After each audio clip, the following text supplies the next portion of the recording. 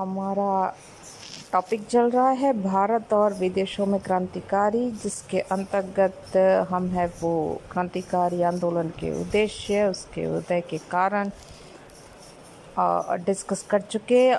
और हमारा टॉपिक चल रहा था क्रांतिकारी आंदोलन का विकास, जिसके अंतर्गत हम बंगाल, महाराष्ट्र और पंजाब में होने वाले क्रांतिकारी आंदोलन और संगठनों के विषय में चर्चा कर चुके।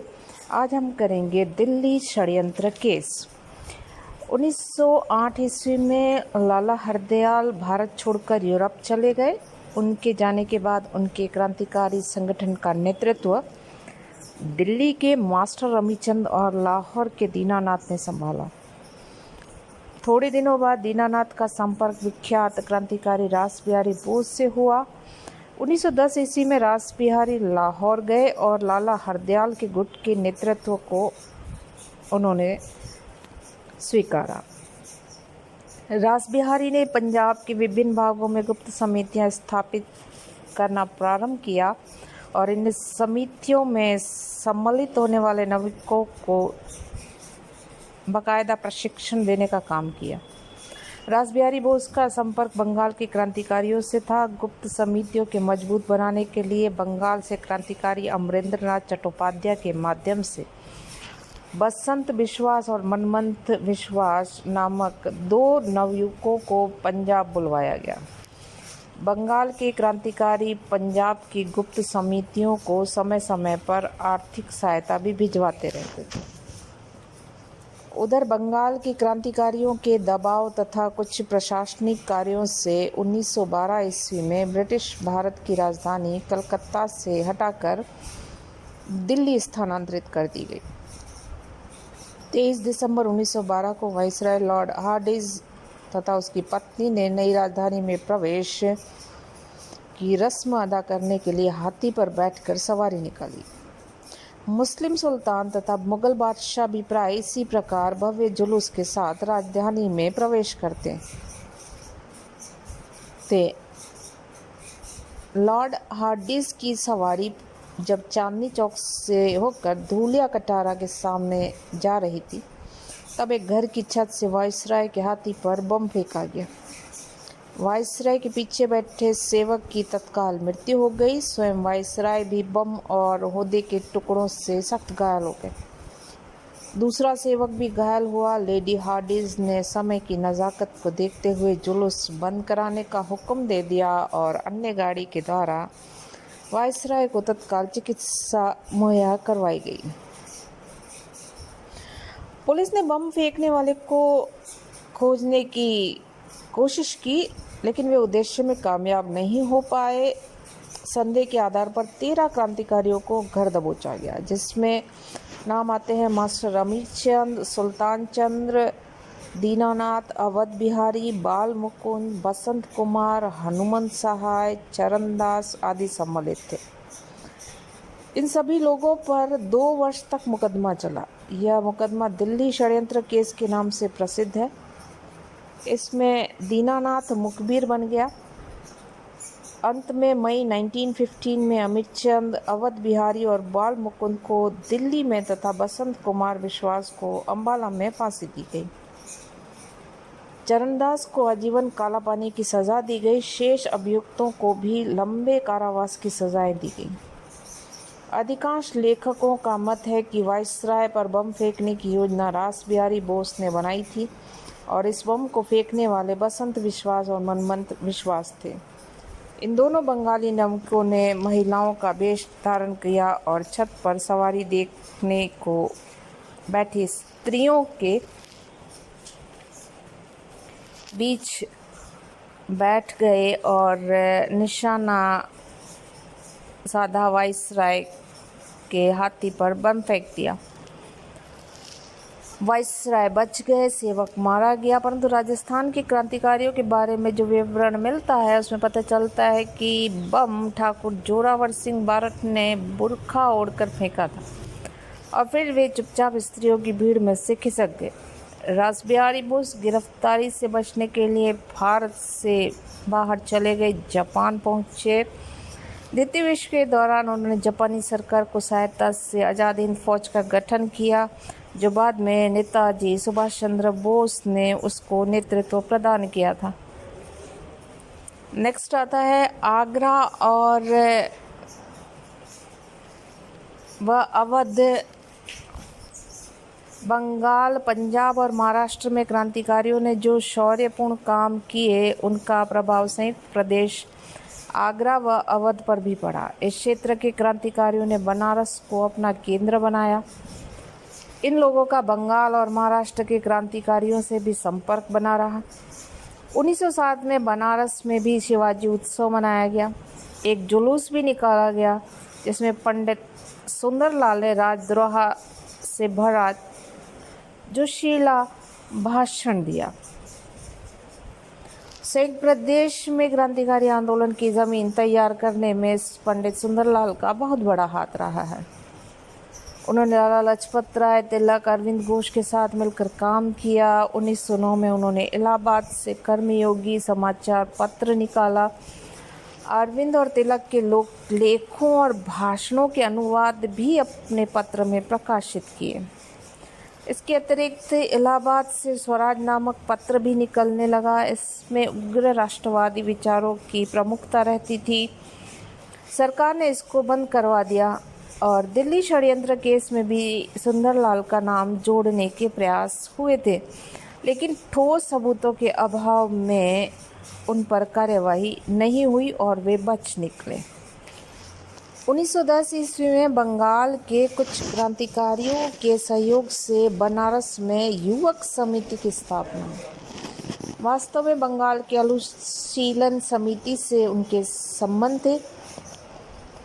दिखावे के तौर पर इस समिति के अंतर्गत नौजवानों को शारीरिक, धार्मिक और साहित्यिक प्रशिक्षण दिया जाता था, परंतु गुप्त रूप से यह समिति क्रांतिकारी कार्य करती थी। प्रथम महायुद्ध के दौरान इस क्षेत्र के क्रांतिकारी भी सशस्त्र क्रांति के ताने बाने बुनने लगे, जो कार्य रूप में परिणत नहीं हो पाए।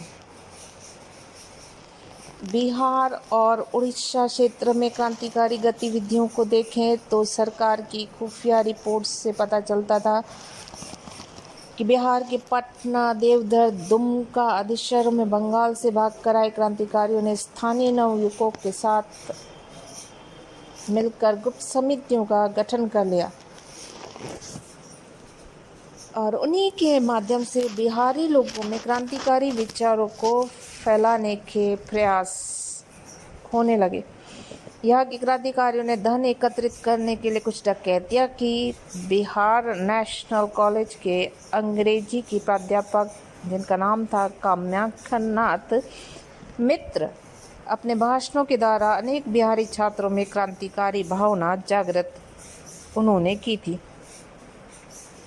ऐसे में सरकार ने उन्हें कॉलेज छोड़ने के लिए मजबूर किया और कामाख्यान बाबू ने एक शिष्य थे जिनका नाम था सुधीर कुमार सिंह।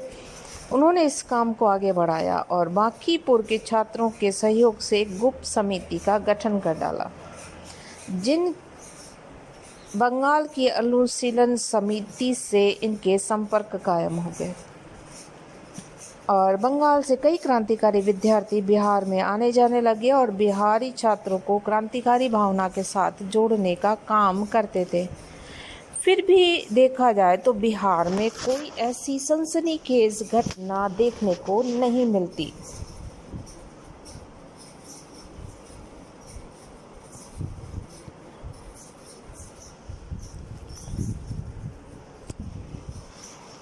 नेक्स्ट आता है बिहार क्षेत्र। नेक्स्ट बिहार के पश्चात आता है मद्रास। 1907 ईस्वी में बिपिन चंद्र पॉल के मद्रास दौरे के साथ ही मद्रास में भी उग्रवादी विचारों का उद्भव हुआ। बिपिन चंद्र पाल ने अपने मद्रास प्रवास के दौरान विभिन्न स्थानों पर भाषण दिए, जिनका सार यही था कि हम ब्रिटिश शासन को खत्म कर पूर्ण स्वाधीनता चाहते हैं। उनके भाषणों ने मद्रासी नाविकों में क्रांतिकारी भावना का संचार किया। जब सरकार ने बिपिन चंद्र पॉल को गिरफ्तार कर लिया, तब उनकी रिहाई के लिए मद्रास में प्रदर्शन होने लगे।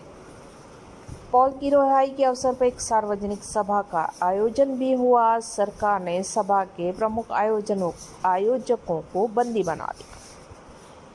प्रतिक्रिया हुई और टिनेवल्ली में उपद्रव हो गए।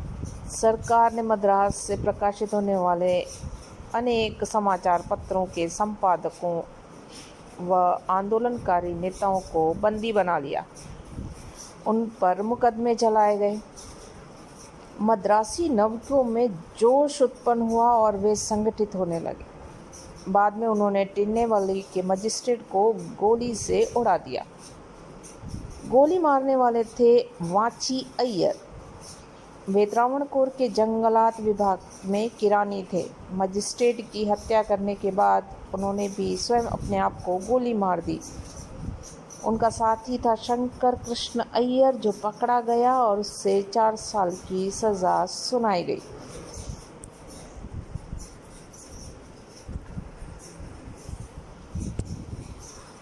प्रथम विश्व युद्ध के बाद क्रांतिकारी आंदोलन जो भारत में हुए, उसमें हम देखते हैं कि प्रथम विश्व युद्ध की समाप्ति के साथ भारत को मिला रॉलेट एक्ट, जलियांवाला बाग का हत्याकांड और खिलाफत के प्रश्न को लेकर महात्मा गांधी ने असहयोग आंदोलन चलाया।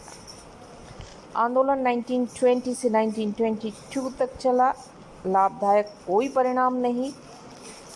क्रांतिकारी अहिंसात्मक आंदोलन के परिणाम को देखने के लिए उत्सुक थे। उन्होंने अपनी गतिविधियों को आंदोलन के दरमियान स्थगित भी कर दिया था, किंतु अब उन्होंने देखा कि अहिंसात्मक आंदोलन का कोई परिणाम नहीं निकल रहा। तब उन्होंने पुनः क्रांतिकारी संगठनों को संगठित किया। सचिंद्र सान्याल आम माफी के सिलसिले में फरवरी 1920 में छोड़ दिए गए। क्रांतिकारी दलों को उन्होंने संगठित किया और हिंदुस्तान प्रजातांत्रिक संघ की स्थापना कर डाली। उद्देश्य पूर्ति के लिए क्रांतिकारियों ने अपने कार्यकर्ताओं को बम बनाने की शिक्षा दी। उसके लिए बंगाल के कार्यकर्ताओं को बुलाने का निश्चय किया गया और पैसा इकट्ठा करने और देश में सशस्त्र क्रांति लाए जाने के लिए बैंक, डाकखाने और सरकारी खजानों पर धावा बोलने का निश्चय किया गया। ये लोग क्रांति लाने के लिए आतंकवाद को एक आवश्यक अपरिहार्य तरीका मानते थे। 9 अगस्त 1925 को हरदोई से लखनऊ आने वाली रेलगाड़ी से काकोरी ग्राम के निकट सरकारी खजाना लूट लिया गया। सरकारी पुलिस व गुप्तचर विभाग ने तत्परता से जांच पड़ताल कर कुछ सुराग लगाए और 40 व्यक्तियों को गिरफ्तार कर उन पर ट्रेन डकैती का मुकदमा चलाया गया, जिसे काकोरी षड्यंत्र केस कहा जाता है। लगभग 2 साल की सुनवाई हुई, जिसमें पंडित राम प्रसाद बिस्मिल, राजेंद्र लाहिड़ी और रोशन सिंह को फांसी की सज़ा दी गई। सचिंद्र सान्याल को आजीवन कारावास की सज़ा हुई और मनमंथन नाथ गुप्त को 14 वर्ष की सज़ा।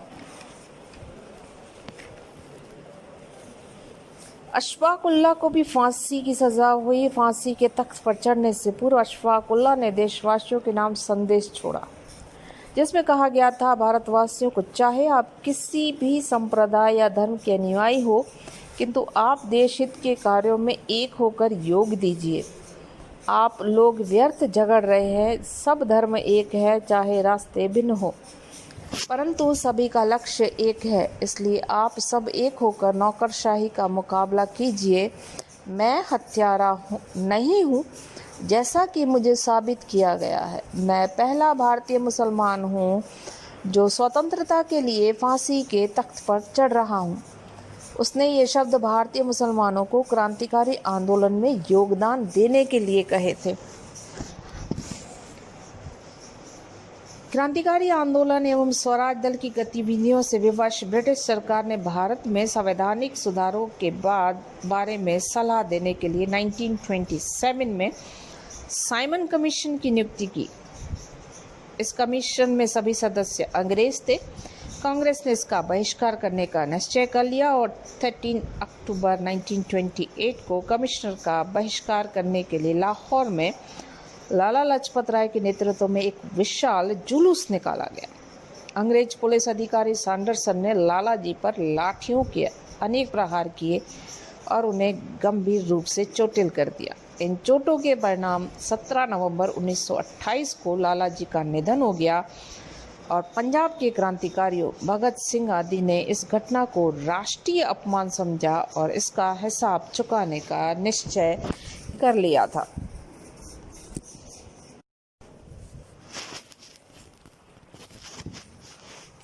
हमारा